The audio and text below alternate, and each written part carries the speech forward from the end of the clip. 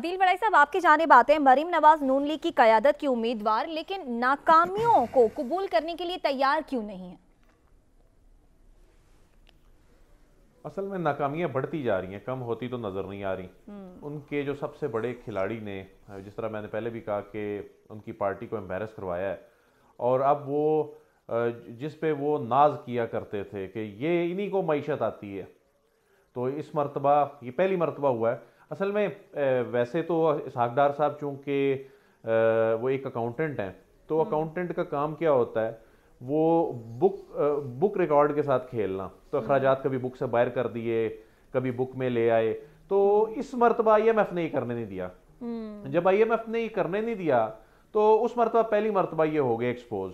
और उसका इम्पैक्ट पिछले 4 महीनों के इस ब्लंडर का जो आम आदमी को भुगतना पड़ रहा है, वो क्या मरियम नवाज साहब अपने गले डालेंगी? तो यही कहेंगी ना कि ये मेरी हुकूमत नहीं है, हमारी हुकूमत नहीं है। हालांकि अगर ये नवाज शरीफ साहब की हुकूमत भी होती, नवाज शरीफ साहब भी प्राइम मिनिस्टर होते, तो उनके पास एक मुआशी टीम चलाने के लिए सागदार ही होते, बल्कि ये तो है ही उनके खिलाड़ी।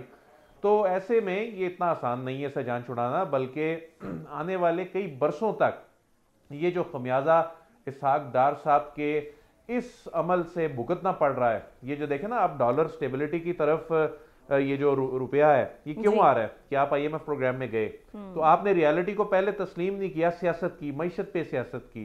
जब मईशत पे सियासत की और उसके जो ये नताइज आए हैं, और अब ये जो खौफनाक नताइज अभी कुछ आने वाले दिनों में आने हैं, तो मरियम नवाज साहबा फिर ये क्यों अपने साथ लें? लेकिन जिस तरह साद रसूल साहब ने कहा कि अवाम इतने बेवकूफ़ नहीं है।